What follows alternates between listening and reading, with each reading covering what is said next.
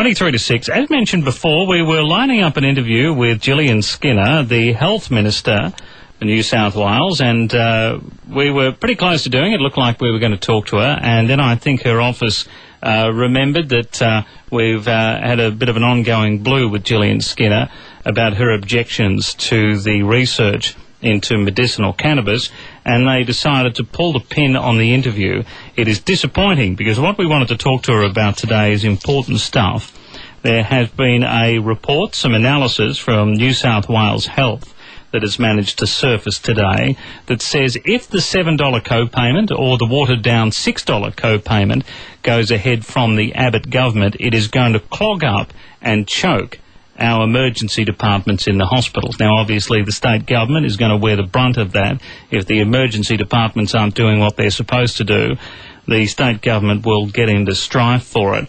So prepare for a tussle to happen. If the Abbott government manages to stick to its guns and want this co-payment to go ahead, they're going to have a fight on their hands against the state governments, and many of them are Liberal governments. So watch out for this fight to come.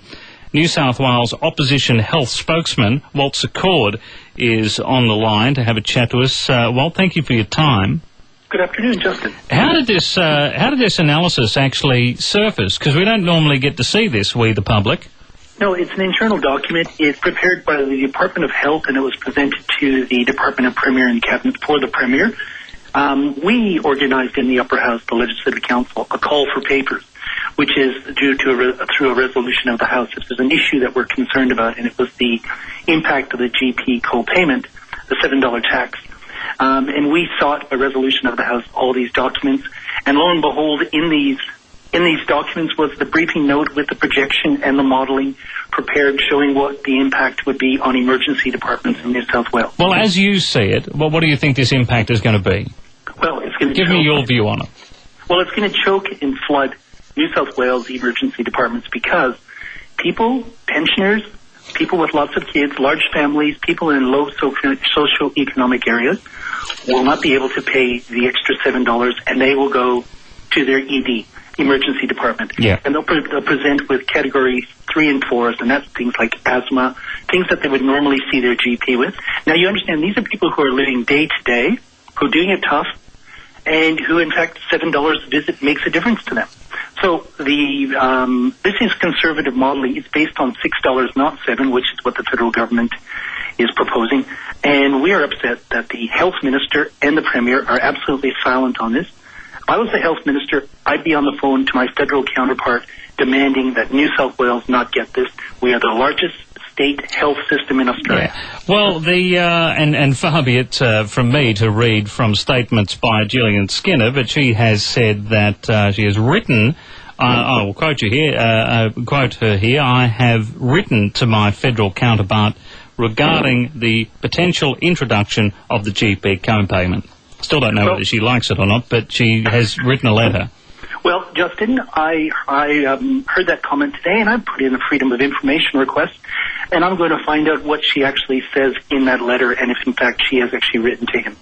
It's a matter, I think she should go beyond that, and she should actually protest this and express her concerns, because we are all in this together. When you take a fevered child or a sick family member to hospital, the national benchmark is 4 hours.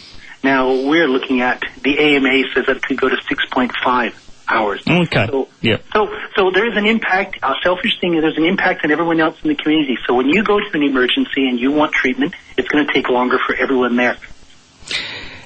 She also says the New South Wales Ministry of Health has undertaken no detailed modelling on potential impacts since the federal budget handed down in May, and I have not commissioned any modelling. So she says it's bogus. It also says that you're creating some form of a scare campaign.